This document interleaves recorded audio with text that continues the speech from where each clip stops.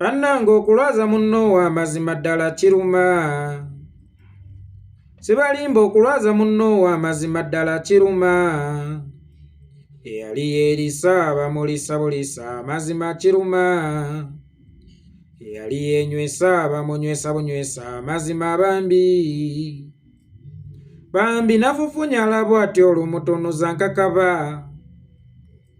Puuga nafufunya bw'atyo nga lumutunuza nkakaba. Eyali yeerisa abamulisa bulisa mazima kiruma. Eyali yenywesa abamunywesa bunywesa mazima bambi. Tunuulira Mpuuga bw'akoze mazima nga yali omunene. Mutunuulire Mpuuga bw'akoze mazima nga yali omunene. Eyali yeerisa abamulisa bulisa mazima kiruma. Eyali yenywesa abamunywesa bunywesa mazima bambi. Saasidde abalwadde bannange mazima ddala mulabye. Saasidde abalwadde bannange mazima ddala mulabye. Bannange okuguumira eddagala mazima ddala kigasa. Nerikaawa n'oliwuuta ng'enva mazima buwona. Bambi abalwadde ba Mpuuga mulabye. Mpuuga omulwadde w'ekifuba naddala mu butiti obungi tetumuwa swiiti, tumuwa bikaawa kubanga biyinza obutamuwoomera wakati mu kubirya naye ate bye biba bigenda okuwonya. Kyannaku nnyo bwe twakuleetera eddagala onywe ng'ekifuba kikuluma wasalawo okudduka n'abakuwa buswiiti ba Bwanika, ba Katikkiro Mayega, baani bonna ababadde nga bakuwagamu eno ssaga baalinga abakuwa buswiiti kubanga ebigambo byabwe byali biwoomerera gy'oli ne mu mazima ag'obuntu byali tebiwonya. So nga kya buvunaanyizibwa nnyo era kyova olaba abantu b'edda baawangaalanga nnyo kubanga buli kye baalyanga kyali ddagala. Ebintu ebiwoomerera tebyabanga bintu byabwe nnyo. Gwe wasalawo okulya ebiwoomerera, wasalawo okunuuna swiiti olw'okuba yakuwoomera mu budde bw'obutiti ng'ate oyina ekifuba kaakano kikuze kubanga watulemesa okukijjanjaba nga kikyali ku siteepu esooka. Bwe twali tukuwa eddagala nga tukukutta ennyindo nti mira mangu eddagala, watwesimattukeko n'odduka gye bakuwa swiiti nti eno bakubonyaabonya. Gye waleka eddagala yeewaali ekikolo kye ekiwonyeza ddala obulungi, gye wagenda baakonya obulwadde bwe era embeera yasajjuka busajjusi. Endwadde yo weetuuse essaawa eno etuuse ku mbeera we tugamba nti tuyite omupaatiri amusabire essaala esembayo kubanga ono takyasobola kuddangulu. Nalina jjajja wange Ajaluna Kikwako, saba w'ekitiibwa Allah amuwe Jannati Firidausi. Ajaluna Kikwako yagendanga okulaba omulwadde ali obubi ennyo mu ddwaliro, bw'akomawo jjajja mukyala kyava mu buzo wange be wagenza okulaba olese bali batya nti eno teri muntu. Kaakati n'Empuuga essaawa eno wano waali tugamba nti eno teri muntu. Mpuuga ensiri eyo ogiraba ogifaanana. Mpuuga ofaanana ensiri. Ensiri bw'ejja neewojjoolera ku muntu neebuukira ku mutwe gw'omuntu buli lwakuba engalo bw'ati nga yeeyongera kuyimba, yeeyongera kuzinira mu bwengula, yeeyongera cacyanca, erowooza bagikubira ngalo yeeyongera okuzina. Naye ng'engalo ezo zeewulya zerowooza nti ziwaana mpaane nti yeebala okuzina era yeeyongera okuzina, ate ze zigenda gisaanyaawo. Mpuuga waliwo abantu ab'olubatu abeenoonyeza ebyabwe abaakuwabya zo ssente wazirya but at first ekintu kyali kimu kyakuzaayo ssente nakwetondera bannayuganda. Bano abankulimba nti bakwagala nnyo nga bakukozesa gwe kyolowooza nti kyekyali ekituufu, wabbo kye balowooza nti kyekyali ekituufu naye nga kyali kikyamu, wallahi be bakutuusizza mu njega eno gy'olimu olunaku olwaleero. Ne bakuwaana bakutuisa omuteeketeeke, omukulembeze waffe, omuki, naye ng'okulembera wa? Nga waawo okulembera be bakuyitira omukulembeze. Omukulembeze ng'awunyako ekisawo kya miliyoni 5 ziringanga mpuuta. Omukulembeze yafuna akalambe kaleekaano. Kimanyi nti empuuta wadde talina ddoboozi naye ereekaana, mwabeerako mu kyalo. Fwe twabeereranga mu kyalo nga tukyali baana batomanye empuuta yalibwanga mwavu muvi mu bino eby'ennaku zino Museveni byayonoonye ensi tempuuta eribwa bagagga nga basooka ne bakwambula wenna obutasigala yadde mu kapale n'akamu ne bakutuuza ne bakutuuzizza n'olyoka okulukuta naye empuuta yawunyanga. Kakati essaawa eno ne bwana Mpuuga enguze emuwunyako nga mpuuta naye nga lwaki kugaana kumira ddagala likaawa n'agenda n'ebiwoomerera kaakati ali mu kotyonkoka tugamba nti eno tekyali muntu tulinze essaawa yokka. So twegendereza enduulu era tuzaawule nnyo ezaaniriza abagole n'ezikanga omubbi. Mpuuga ku myaka gy'olina mbadde ndowooza nti osobola okwawula omuntu akwagala n'omuntu akutomeza. Osobola okwawula omuntu akugattako n'omuntu akutoolako. Honorable Betty Nambooze Bakireke yakigamba ng'embete zeeno etandika n'agamba nti Mpuuga obuzibu bw'alina alowooza Bwanika amuyamba naye ate nga Bwanika ali mu musuula mu ntata. Njagala mwegendereze nnyo omusajja oyo Bwanika. Waliwo akaseera Mpuuga waabeera ng'ali bwogo nga Bwanika taliiwo era mwegendereze Bwanika yateeka Kamulali mu kyoto. Bwe kitandika okubalagala nga yaddukawo ng'agenda ng'alekawo ono gwe yawadde amagezi. Bwe wayimiriza Bwanika mu makaago n'avuma musajja munne ebisiyaga nakutunuulira nti ninga naye Mpuuga akimanyi nti Bwanika si yaswala. Mpuuga akimanyi nti Bwanika talina kyakufiirwa.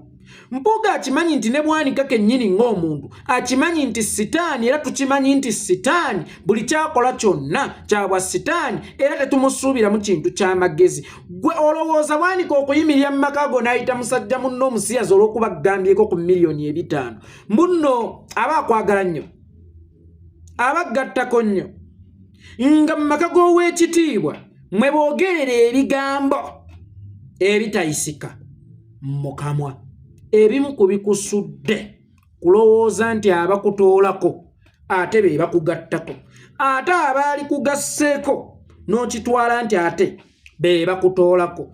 Juzi nakulaba mu press conference Mbolanya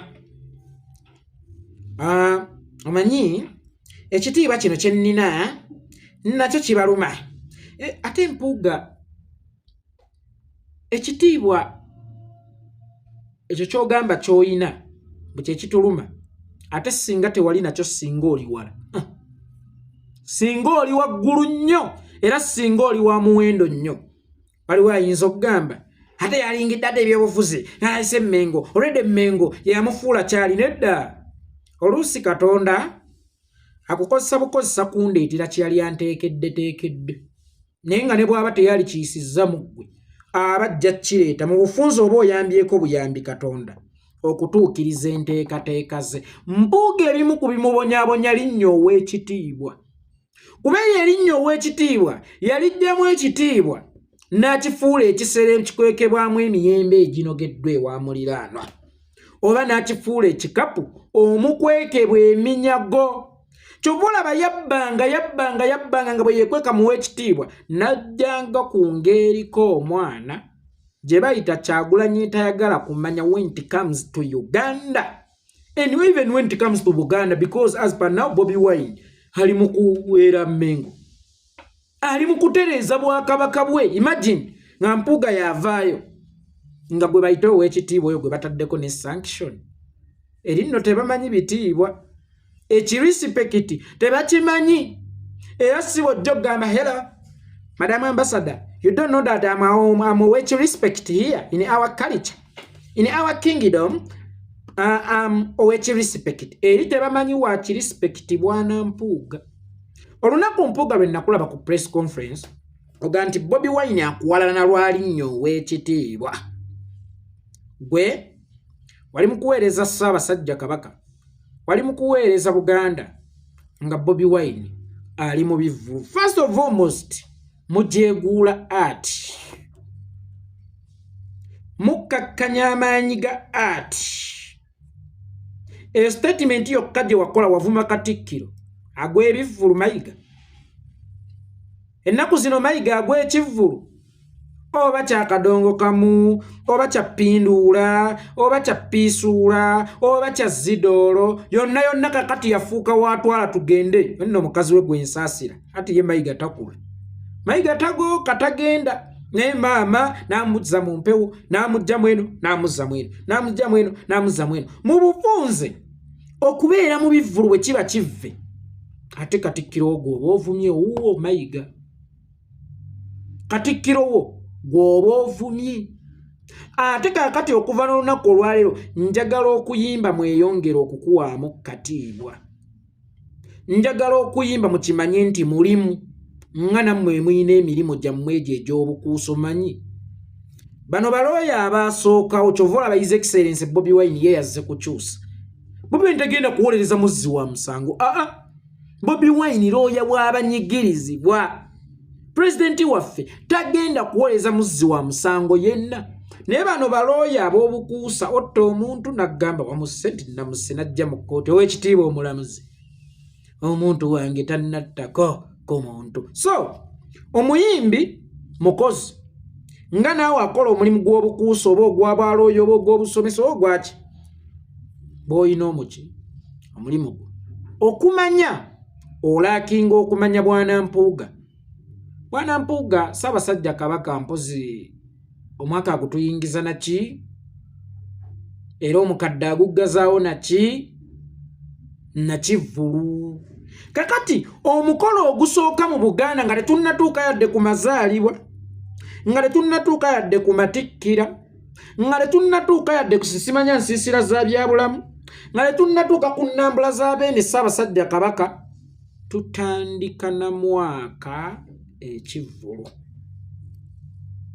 omukolo ogutuyingiza omwaka e Buganda gubeera gwa kivvulu si kivve okubeera mu kivvulu enjawulo eriyo tiye mukamawo Mayiga agendayo ng'omukyakaze ate His Excellency Bobi Wine yagendangangayo ng'omusomesa era omukozi Ssaabasajja Kabaka emabegakawo buli mwaka yasiimangayo abantu be naye abasinga okusiimibwa baabeeranga bayimbi eyasookerwako yali Matiya Mulumba wa Lukagga owookubiri yali mwami Moses Matovu owookusatu yali mwami Paul Saaka owookuna ndowooza yali Misa Kisemakula Waaludde kakati okukkakkanya amaanyi g'omuyimbi nga ne Ssaabasajja Kabaka awuliriza omuyimbi era ayagala omuyimbi nga ne ku mukolo gw'ejjuuzi yayita omuyimbi Palaso amuyimbiremu era ng'okkakkanya amaanyi g'omuyimbi gwani akkakkanya amaanyi ga art gwe yali emmengo baali bakumanyiiwa baali bakutegeerawa mbuuza bubuuza Bwana Mpuuga olabye amaanyi g'omuyimbi essaawa eno amaanyi g'omuyimbi gakutadde ku lujegere kwosibiddwa kati Mpuuga essaawa eno oli ku lujegere tusobola n'okukuyimbira akayimba ekoma ologe kayirigi koma ologe gwe mwali b'amaanyi ng'ensi batya mwali ba kitalo nnyo naye wuuyo bakunyizeeko bbaani weppaba anti buli lwafuluma n'agenda e Bulaaya abeera agenze kuyimba weesibe ebisenso tubiibye engoma baaba weesibe ebisenso tukube ennongo paka budde kejenge yeddijja ali wankubire bakisimba olabye amaanyi g'ekivvulu ne muddaawo buli lunaku nabagaa gye buvuddeko ne mbagamba nti ebiseera ebisinga ddiru zikutukira mu mabaala tewali mugagga agenda mu Serena Hotel ng'agenze kukutulawo ddiru nedda tewali mugagga agenda mu karestaurant ng'agenze kukutulirawo ddiru nnene ey'amaanyi abagagga abagezi ddiru bazikutulira mu mabega mu bbaala gwe wano olaba ayingidde mu mulyango kumbe eri yeesozza akasenge kakati gwe bw'olaba His Excellency Bobi Wine nti agenze mu America kuyimba nkusaasidde eyo emmanju eyo mu kasenge asisinkana abasajja n'abajjayo ogutabo ogunene omuli lisiti ey'ababbi ey'abatemu ey'abakenuzi era sanctions nnyingi zikyaluma n'eya Museveni eri mu kkuba ejja mu kaseera ate mpawe kaaga mujja kukiwulira eno struggle teriiko mwana waani eno struggle teriiko wa kitiibwa ne bwali Bakyagulanyi nga yagitunze ne bwali Bakyagulanyi nga yasobezza era naye ali walabulwanga gwe Mpuuga era Kyagulanyi aleesa atutte 5 ffenaffe tugenda mutandikako kubanga eno ewaffe twagala kufaananirako ddala n'abantu betulwanyisa kyonnaku nnyo ti omusajja yali ow'ekitiibwa omusajja yali obuvunaanyizibwa kubanga omubiri gwo gukukiikirira n'oluzungu lwo lukukiikirira naye emmeeme eyo tekukiikirira. Mpuuga emmeeme eyo yayonoona entegeerayo, emmeeme eyo yayonoona ekitiibwa ky'omubiri gwo, emmeeme eyo yayonoona erinnya ow'ekitiibwa. Kaakati buli wonna woogenda olinganga enkoko gye basazeeko omutwe ng'enoonya weefiira. Juzi nakulaba otuse bamawulire annange bano abaagira bati era baveeyo banneetondere kuki be baakuloopa. Ani yali omuwabi mu musango ogwo guŋŋamba otya nkwetondere nze gwe siroopangako. His Excellency Bobi Wine ebintu bye bisinga abiteeka mu kkooti y'abantu. Ekkooti y'abantu yeesala amazima yeetalya nguzi yeesala obwenkanya.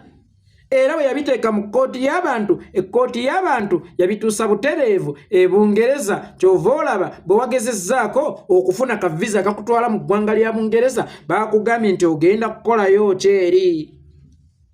Sigala wano we wabba emunyago gwa bukadde 5 we kuba kujjanjabwa jjanjabirwa wano.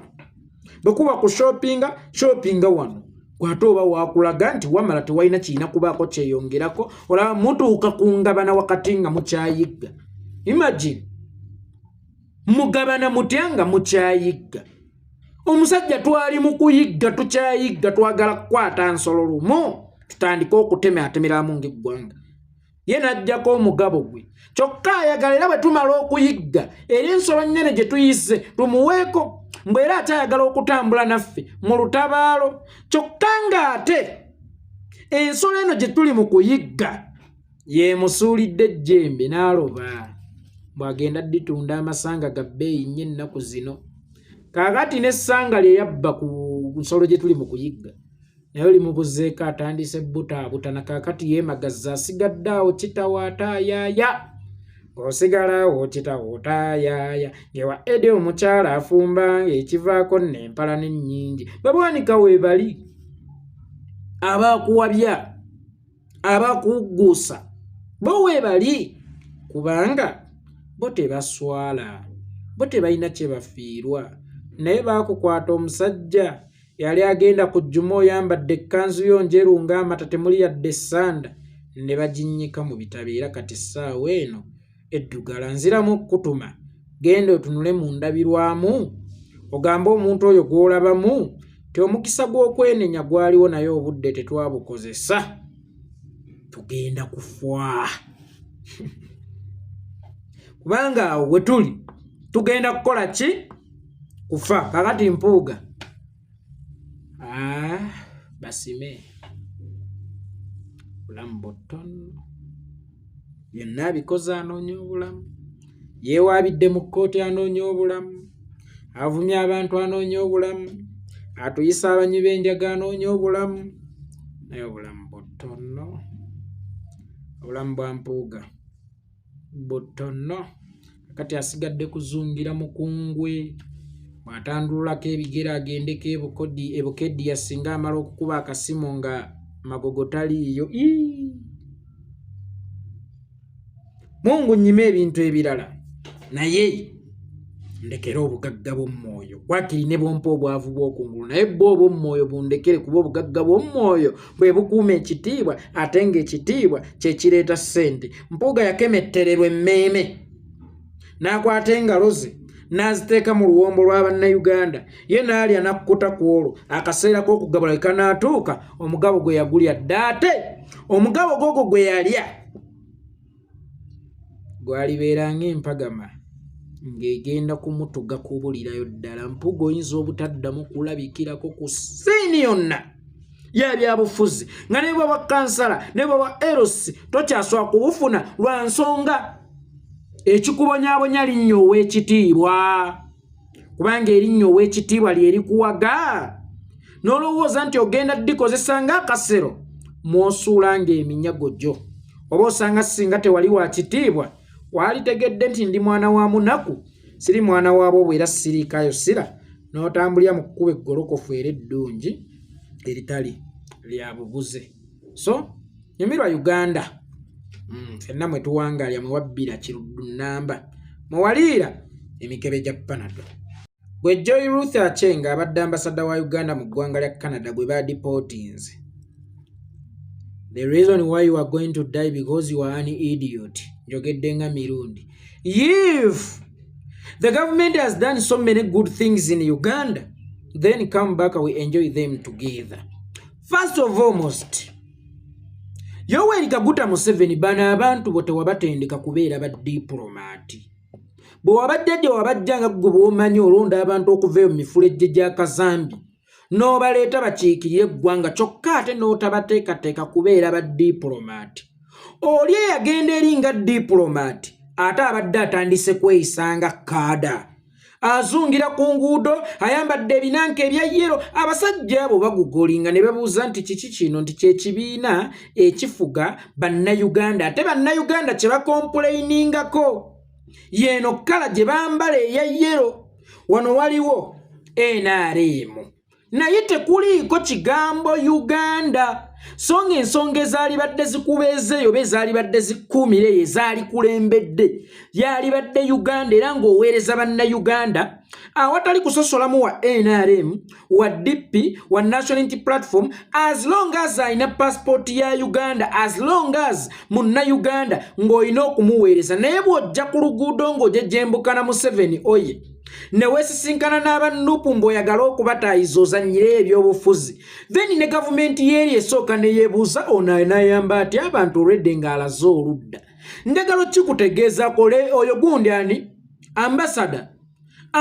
oyina kubeera nga leefali nkiddamu ambasada oyina kubeera nga leefali tabeera na ludda bino ebyakadala bye ebyokukuutira Museveni akadingidi oyina kubireka ku kisaawe Entebbe bw'obeera ogenze eri obeera ogenze nga muweereza w'abannayuganda so singa omuweereza oba kadde oba n'abakunzi ow'ekibiina ekiri mu buyinza singa baayagala kukuwa mulimu ogwo then baaligobye ono omukyala yani oyo omuwala omusiraamu eyakaafuwala towagira NRM n'otakaafuwala be bamu bagguugwa bonna bakaafuwala oyo omuwala Namyalo Adija Namyalo waliwo ensonga lwaki Adija Namyalo ye mukunzi era waliwo ensonga lwaki gwe baakuwa bwambasada kyannaku nnyo nti omuntu gwe bawadde oluwombo omuli enkoko n'ekinyeebwa ekiwoomu ekisufu ate alulunkanira entulo oli mugwi wa ddalu ogenze ku buko bakuwadde oluwombo lw'ekinyeebwa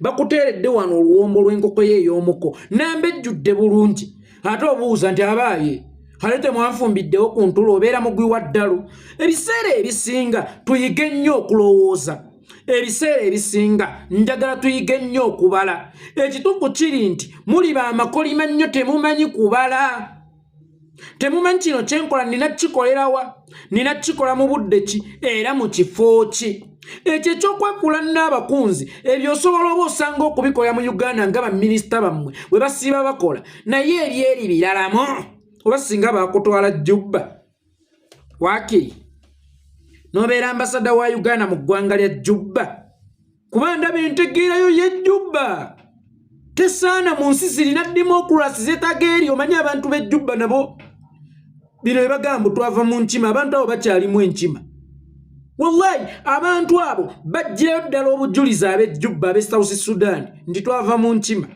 oli n'abeera ewammwe ali n'asaba munnayuganda e Sudan n'amubuuza okola ki mu nsi yaffe kakati y'Ejjubba oba osanga kyali baddoke kubanga si bategeevu kimala naye ogende mu Canada eggwanga eririmu bazungu ogende okolera ebintu enjogedde ndowakiyima mu Buganda omanyiriremu abantu ba Ssaabasajja Kabaka kakati ogende e Canada omanyirireyo abaana ba Nuupu omanyirireyo abantu b'enkyukakyuka omanyirireyo bannayuganda bakutisse komaweka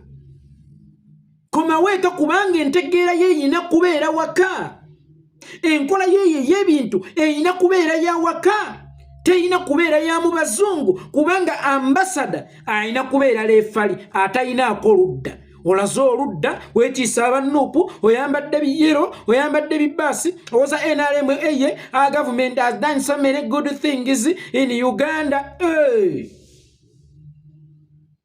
Leefali oyo n'abantu wangeri kyayinamu akajozi munda bano be mwesanze ne mwetunuulira obwenyi bwe banajja okwongezayo passport zaabwe ku embassy eyo nga passport zaabwe ziweddeko okuzirinyuwalinga si gwe agenda okubawo obutwa. Embassy tegenda kufuuka kattiro oba abantu togenda kubafuukira akayinja mu ngatto kubanga gorede olaze oludda ne bewadde osaavinga banjawulo ku bannayuganda balina kubeera ba NRM ne bojja ne passport ya Uganda as long as towagira NRM togenda kufuna buyambi ku embassy ya Uganda oddangamu okuleeta amaalogo n'omulundi omulala ekirala.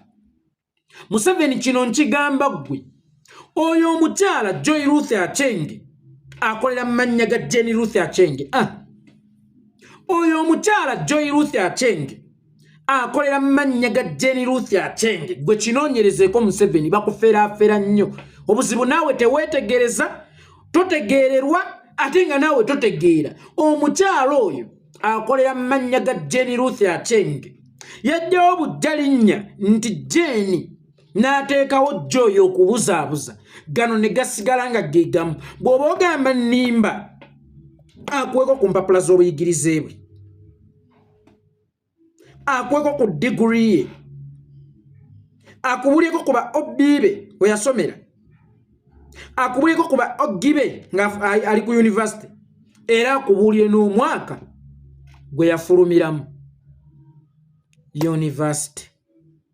Oyo omukyala ali ku mpapula njingirire oyo omukyala ali ku mpapula nfoojinge njagala mukirowoozeko era mukirondoole nnyo mujja kumanya kyenjogera nti teyali palapase otherwise abantu b'e Boston Eddie Mutwali eyo naye mumuntikkiretikkireko bannange $5 $10 ne bwe ziba $5 ne bwe ziba $10 ne biba $5 naye ne bwe ziba 5 ne bwe ba $1 mugimutikka ajja kugintuusaako nange nkwateko ku $1 nga teyeevunze naye Eddie Mutwali atuuka okuveeyo adde engalo enkalu nga mpaawo yadde n'ekintu n'ekimu kyandeetedde sikijja kusoboka era bwe muba beetegefu okumusindika nga talina kyandeetedde nga temumutisse tadde asigalire eddala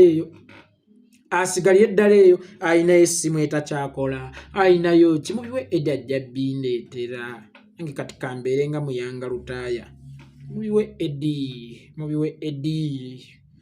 olumi bundi bubi mubiwe Edi owa $5 owa $10 owa $5 owa $10 ziwe Edi omugambe tizino zaayitongwa ajja zituusa lwakuba obudde bwabadde bwakira temujjukire nabadde siina mmotoka naye nga ajja kuzituusa bambi mumpeereyo kati ab'e Canada Nobert aliho ab'e Canada bankunga owa $5 owa $1 owa $2 tugenda kuzaaniriza ate tugenda basabira wano